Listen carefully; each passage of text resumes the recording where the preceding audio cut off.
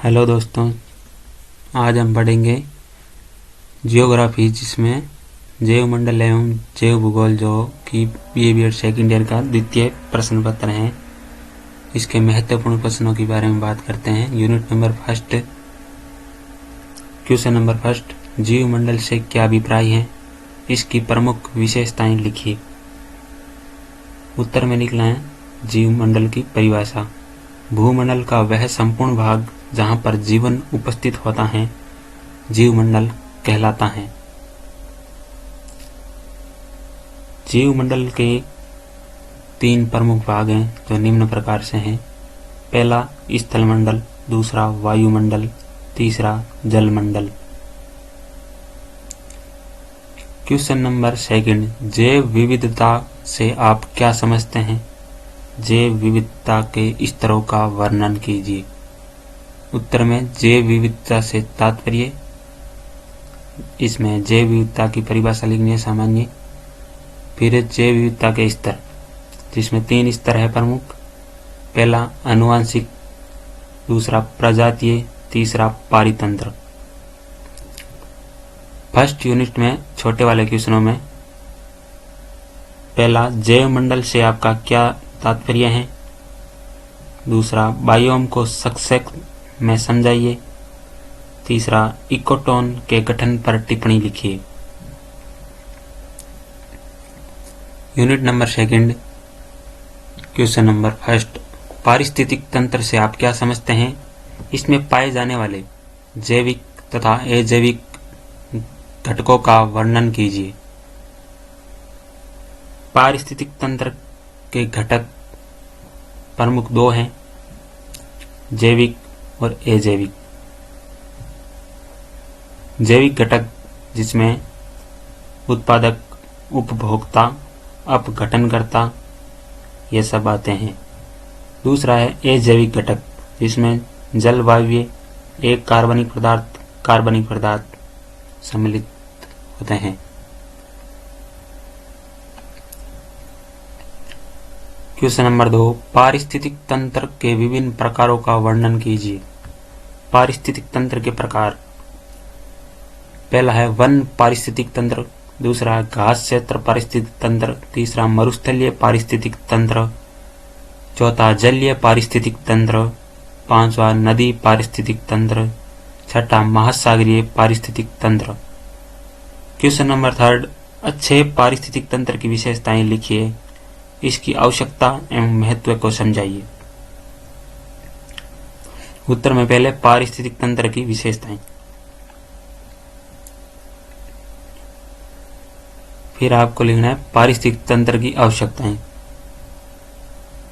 जिसमें पहली आवश्यकता है सौर ऊर्जा निरंतर और पर्याप्त मात्रा में मिलती रहनी चाहिए। दूसरा, प्रकृति से आवश्यक तत्वों को व्यवस्थित रूप से वे विवेकपूर्ण होनी चाहिए, अर्थात प्राकृतिक संसाधनों का अति दोहन नहीं होना चाहिए। तीसरा, परितंत्र में आवश्यक घटक अजैविक पदार्थ, उत्पादक, उपभोक्ता और विघटक अवश्य रहने चाहिए। फिर पॉइंट लिखना है पर्यावरण का महत्व, जिसमें आप पर्यावरण के बारे में लिखना है।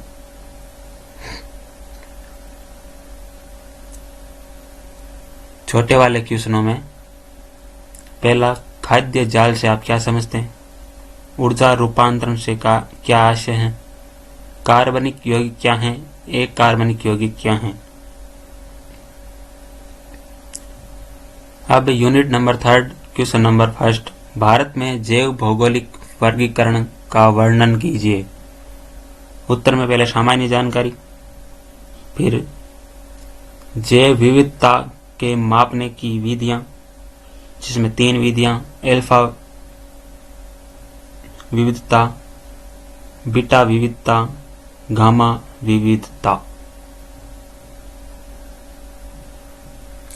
भारत का जैव भौगोलिक वर्गीकरण, जिसमें पहला हिमालय पर्वत श्रृंखला उपखंड, जिसमें हिमालय का तलहटी क्षेत्र, पश्चिमी हिमालय के उच्च क्षेत्र, पूर्वी हिमालय क्षेत्र। फिर सेकंड है दक्षिणी भारतीय उपखंड, जिसमें दक्षिणी भारत एवं गंगा बेसिन, भारतीय मरुस्थल, उष्ण देशीय सदाबहार वन। क्वेश्चन नंबर 2, वन्य जीव संपदा के महत्व का संक्षेप में वर्णन कीजिए। वन्य जीव संपदा का महत्व, जिसमें पहला है यह जंगल की सघनता तथा उसकी हरितमा बनाए रखते हैं। दूसरा है ये पर्यावरण की शुद्धता के सही सूचक हैं। तीसरा, ये प्रदूषण कम करके स्वच्छ पर्यावरण प्रदान करते हैं। चौथा, ये जैविक नियंत्रण बनाए रखते हैं। पांचवा, यह आहार के समूह हैं। छठा, यह विशेष खाद्य की पूर्ति कर देते हैं। 7 नंबर, शोध प्रक्रिया के साधन बनते हैं। 8 नंबर, यह आर्थिक समृद्धि के भंडार हैं। 9 नंबर, यह स्वस्थ मनोरंजन एवं ज्ञान प्रदान करते हैं। 10 नंबर, ये पुरातन सांस्कृतिक गरिमा की याद दिलाते हैं। क्वेश्चन नंबर 3, राष्ट्रीय उद्यान क्या है? कुछ प्रमुख राष्ट्रीय उद्यानों का संक्षेप में वर्णन कीजिए। उत्तर में राष्ट्रीय उद्यान, जिसमें राष्ट्रीय उद्यान की परिभाषा लिखनी है और उसके बारे में सामान्य सी जानकारी देनी है। फिर भारत के प्रमुख राष्ट्रीय उद्यानों के बारे में जानकारी देनी है, जिसमें पहला है जिम कॉर्बेट राष्ट्रीय उद्यान, जो कि उत्तराखंड में है। फिर दूधवा राष्ट्रीय उद्यान, जो उत्तर प्रदेश। इंद्रावती, जो मध्य प्रदेश। चौथा, बक्सा, जो पश्चिम बंगाल में है। 5 नंबर, कान्हा, जो मध्य प्रदेश में है। 6 नंबर, मानस, जो कि असम में है। इन सब के बारे में थोड़ी थोड़ी जानकारी आपको देनी है। छोटे वाले क्वेश्चनों में जैव विविधता से तात्पर्य। क्वेश्चन नंबर 2, जैव विविधता के बचाव के उपाय। संकटग्रस्त वन्य जीवों पर टिप्पणी। भारत के कुछ मुख्य हॉटस्पॉट के नाम। यूनिट नंबर 4, क्वेश्चन नंबर 1, संसाधन से आपका तात्पर्य। संसाधनों का वर्गीकरण कीजिए। पहले आपको संसाधन की परिभाषा देनी है, संसाधन के बारे में सामान्य जानकारी लिखनी है। उसके बाद इसके प्रकारों का वर्णन करना है, जिसमें मुख्य 2 प्रकार हैं। जिसमें पहला मानवीय संसाधन, जिसमें जनसंख्या, सामाजिक संगठन, सांस्कृतिक संगठन आते हैं। दूसरा प्राकृतिक संसाधन, जिसमें भौतिक संसाधन और जैविक संसाधन आते हैं। फिर इसमें उपयोगिता के आधार पर वर्गीकरण, जिसमें पहला नवीकरणीय संसाधन। दूसरा नवीकरणीय संसाधन। तीसरा अक्षय संसाधन। चौथा सर्वसुलभ संसाधन। इन सब के बारे में सामान्य थोड़ी थोड़ी जानकारी आपको लिखनी है। क्वेश्चन नंबर 2, ऊर्जा संसाधन से तात्पर्य। गैर परंपरागत ऊर्जा संसाधनों की महत्व की विवेचना कीजिए। उत्तर में आपको पहले ऊर्जा संसाधन की परिभाषा लिखनी है। फिर आपको इसके गैर परंपरागत ऊर्जा संसाधनों के बारे में बताना है, जिसमें पहला है पवन ऊर्जा। दूसरा सौर ऊर्जा। तीसरा भूतापीय ऊर्जा। चौथा ज्वारीय ऊर्जा।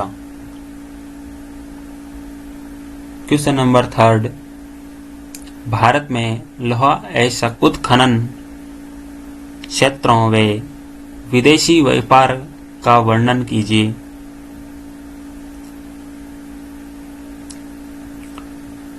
उत्तर में आपको लिखना है लौह अयस्क का उत्पादन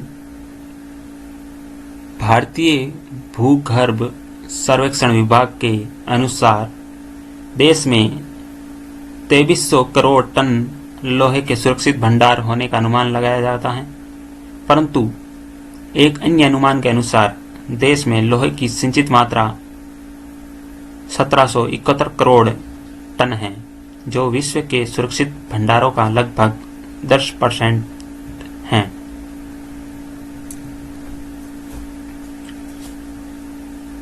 फिर आपको भारत में लोहे अयस्क का फिर आपको लिखना है भारत में लोहे अयस्क का वितरण, जिसमें प्रथम स्थान गोवा, 2 नंबर छत्तीसगढ़ व Madhya Pradesh, 3 number Orissa, 4 number Jharkhand, 5 number Karnataka, 6 number Tamil Nadu. फिर भारत में लोहे अयस्क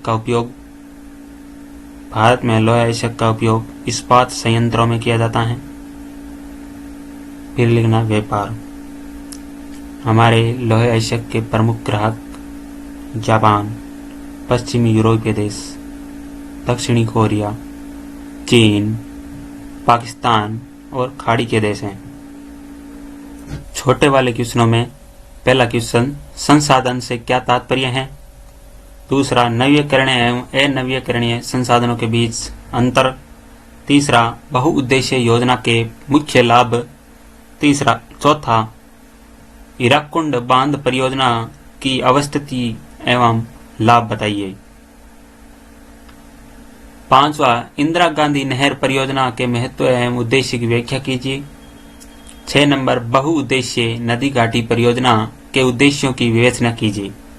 unit number 5 question number first, विश्व में जनसंख्या के वितरण को निर्धारित करने वाले कारकों की व्याख्या कीजिए। उत्तर में जनसंख्या के वितरण को प्रभावित करने वाले कारक, जिसमें पहला कारक भौगोलिक कारक, जिसमें जलवायु की अनुकूलता, भूमि की प्राकृतिक संरचना, जलापूर्ति, भूमि की उर्वरता, आवागमन की सुविधा, ये सब कारक भौगोलिक कारक के अंतर्गत आते हैं। दूसरा अभौगोलिक कारक, जिसमें आर्थिक क्रियाओं के प्रकार या भूमि की भरण पोषण की शक्ति, आखेट तथा लकड़ी चीरना, पशुपालन, खनन और औद्योगिक विकास, ये सभी अभौगोलिक कारक के अंतर्गत आते हैं। फिर एक आता है सामाजिक कारक। ये प्रमुख कारक हैं जो कि जनसंख्या के वितरण को प्रभावित करते हैं। दूसरा क्वेश्चन है जनसंख्या वृद्धि के कारण व परिणामों की व्याख्या कीजिए। जनसंख्या वृद्धि के प्रमुख कारण निम्न प्रकार से हैं, जिसमें पहला कारण विवाह की इच्छा, रहन सहन का स्तर, अंधविश्वास और परंपराएं, शिक्षा का अभाव, कम आयु में विवाह कर देना, अधिक जन्म दर। इसके परिणाम कुछ इस प्रकार से हैं, जिसमें पहला आवास समस्या,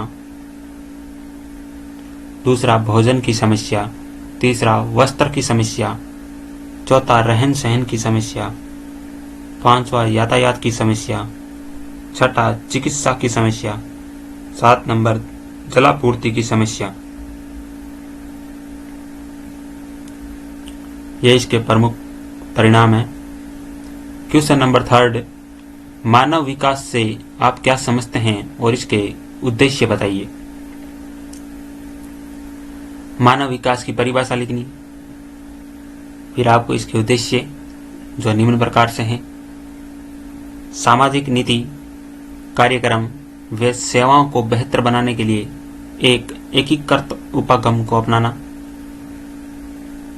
मानव विकास व सामाजिक विकास में उन्नति के लिए राष्ट्रीय स्तर की क्षमताओं का निर्माण करना, बेहतर मानव विकास के लिए ज्ञान और उपागमों को निश्चित करना, उच्च स्तर की शिक्षा प्रदान करना, कार्य प्रशिक्षण को बढ़ावा देना, अच्छी स्वास्थ्य सेवाओं की व्यवस्था करना।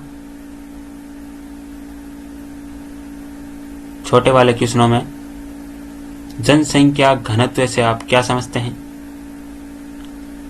परिवार नियोजन पर टिप्पणी, मानव विकास सूचकांक पर टिप्पणी, सतत पोषण विकास पर टिप्पणी, लास्ट लिंगानुपात से तात्पर्य। ये थे भूगोल के द्वितीय प्रश्न पत्र के अति महत्वपूर्ण प्रश्न जो कि परीक्षा की दृष्टि से बहुत ही महत्वपूर्ण है।